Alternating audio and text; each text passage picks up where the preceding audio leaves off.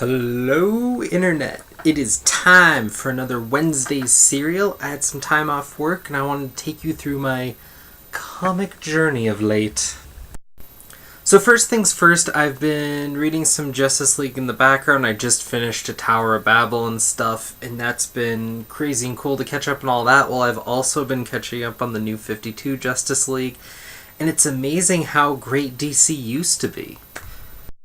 Also, I read XMen Gold, and if you guys have any love for X-Men, I'd say this is worth picking up. It's a bicentennial event book-ish. They end up doing one of these every few years or so, but it's just kind of a weird amalgamation, just kind of like looking at X-Men through the ages, but not through some weird tie-in. It's different creators telling shorter stories, and Claremont gets the biggest chunk of the book, and his story is really weird for me to read, because literally the night before, I'm reading the story arc that's leading up to all the events that he's talking about, to where this story takes place, so it's kind of like, oh my god, he just spoiled the book I was reading last night, which is crazy, because he's talking about something that's written, back when he was a kid. And some cool stuff with, Banshee and Sunfire, Wolverine sizing up people in giant-sized X-Men, and then this weird story about, Now, and, kind of something going on with the new X-Men, and the introduction of their new costumes, which do look goofy as fuck, but when you realize that the whole inspiration behind them is because of Kitty Pryde, it makes a lot more sense, given her history with, attire. So, I don't know. I know some people are going to be down on this. I mean, it is kind of a Marvel money cash grab, but it's not just a cash grab. It's not some cheap check-in. Yeah, it's not ultimately going to mean anything, but it was a fun look at X-Men in different ages, and it's a thick book, and it was fun to read, so I understand. I'm usually the first one to start jump on hating something like this, but there is some love here, and it showed, because this was made for people of part of X-Men's history who wanted to come back and kind of touch on it with it being a momentous thing, and it shows. Next up is this Doctor Who Prisoners of Time thing that I've been reading for a year now, and it's really crazy because scheduling got off, and then there was an issue last month, and then an issue last week, and then this week, and now we're starting to see it come together. So the current-ish Doctor,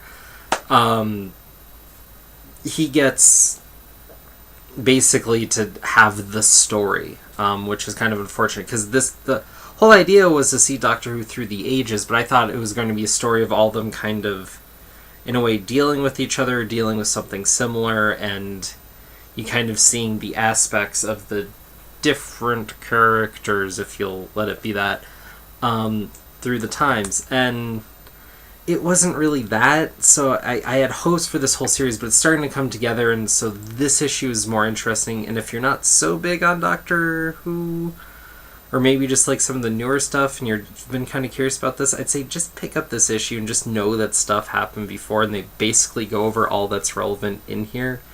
So it was interesting, but it was fun to read for that. So there you go.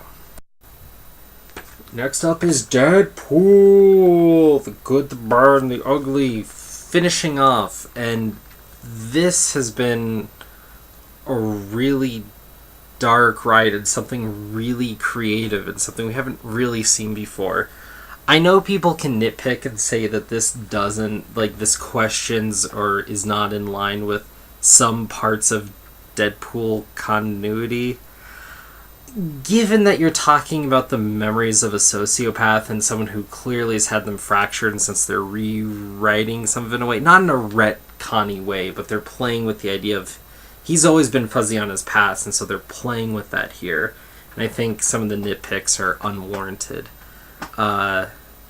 This has been a great ride. I know if any of you guys watch Run With Comics, he's been loving this too, and hopefully we can set up something to talk about that. This has just been one hell of an emotional roller coaster ride. And my biggest nitpick about it is that there is a last page which should be leading to a new arc or something, but it just felt like save that for the next comic and let us rest on what this whole thing has been, because it's actually been a hell of a ride, and to let it come to an end, it definitely could use a breather next issue, something lighter, something more what people would expect from Deadpool, because this was one of the most harrowing superhero comics written that I know of.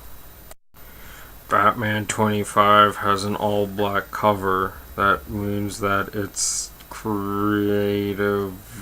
Actually, interesting, it's printed much the way that In the Shadow No Towers was, as far as the actual cover. But yeah, so tragedy event happens and Bruce Wayne has to deal with it, and Batman's barely in it at all. Actually, this has got to have been the weakest issue of Zero Year, and fucking $5. It's starting to wear on. This is starting to wear on me. I was really actually enjoying this ride up to here, and this issue just lost it for me.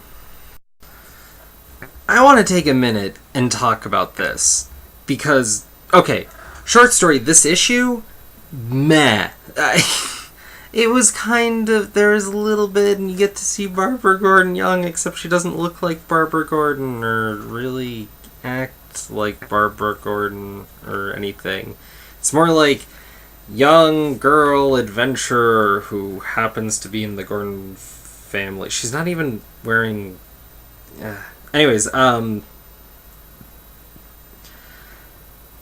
there's this whole deal, and then her house gets flooded, then burned, because that's what's going on. And you see her deal with some run situation. She becomes her own hero. Yay. Okay.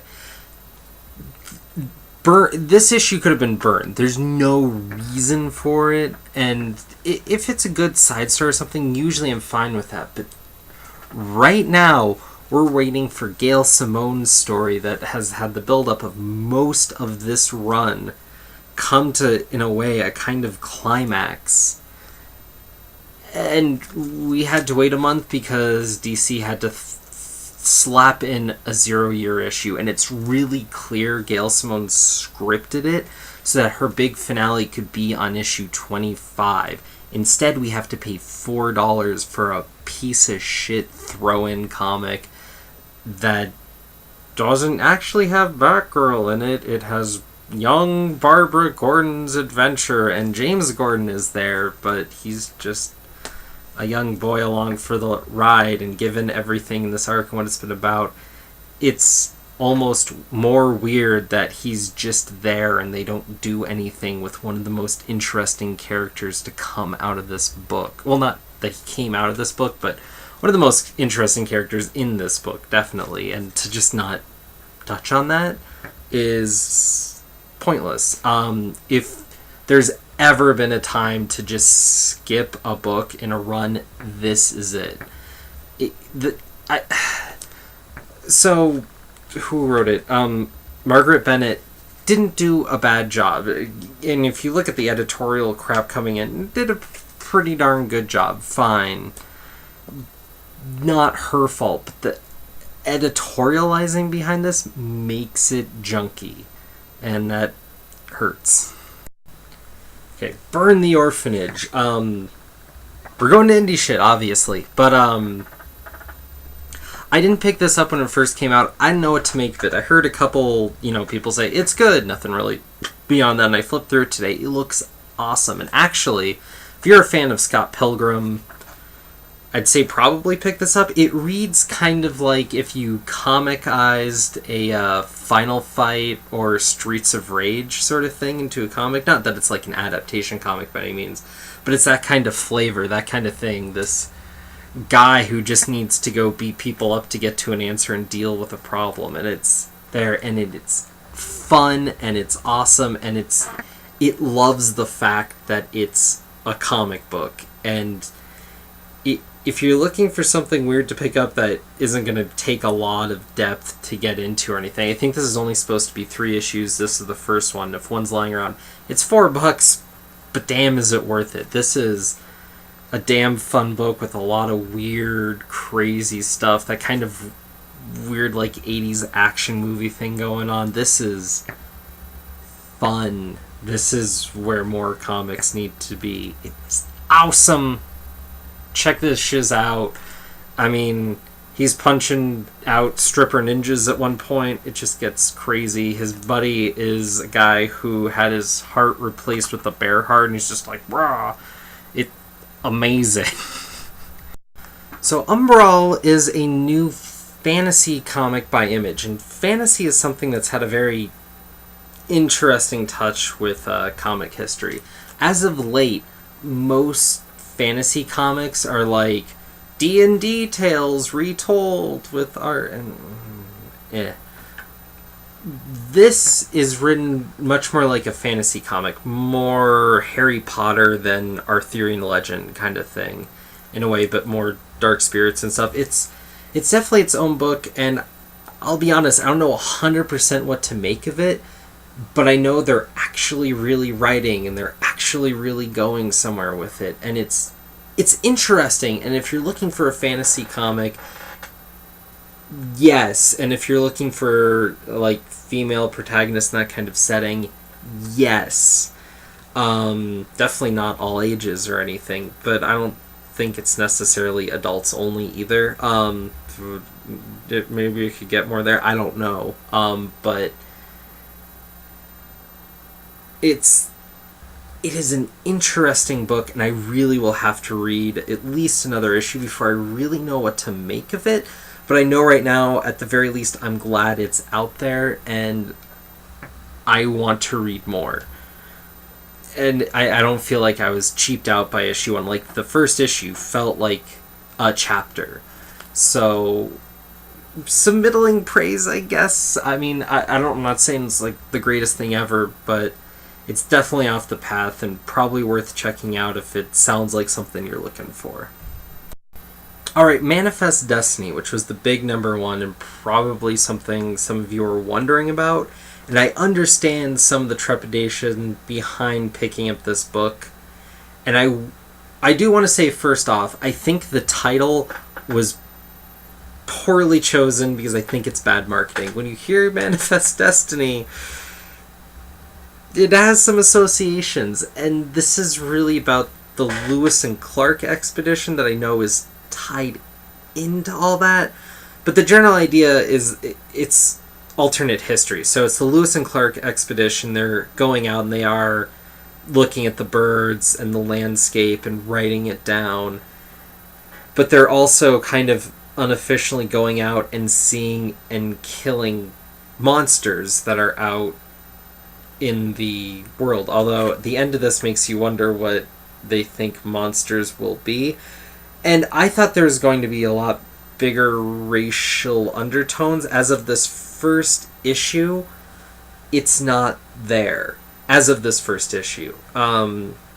There's some stuff there, but I feel like that's important to the plot, and I feel like if you're not willing to play with some misunderstandings, you can't talk about this kind of history, even a fictional setting, with any kind of validity. If you're really worried about it being kind of a racial, like, slaughtering of Indians, this book actually didn't have any Indians in it yet. It clearly will. They're mentioned, and it's clear they're going to come up, but it may not be next issue. I think they want to spend some more time setting up the cast. But this will be very interesting because it has the potential to go a million ways, and all we can do is wait and see. So if you're on the edge, I would recommend jumping on. If you're not sure, and if you're definitely one of the trade waiters, it's probably going to be great for this book. But I will say, compared to a lot of the Image books where they don't necessarily deliver as much, or even compared to Pretty Deadly, I think this has a bit more merit as an ongoing series, assuming it doesn't tread into some garbage behavior down the line. So by coming that close to the line and getting people questioning that hard, I feel like they have to be aware of what they're doing, and chances are this book's going to get stronger before it gets weaker. So I highly recommend checking this out. And yeah, that's pretty much my week in comics. It's a pretty awesome pile. It's pretty good when Batgirl's the worst comic I read in a week. Yeah. So, like, subscribe, whatever. I will check you people later. Keep talking comics. Peace.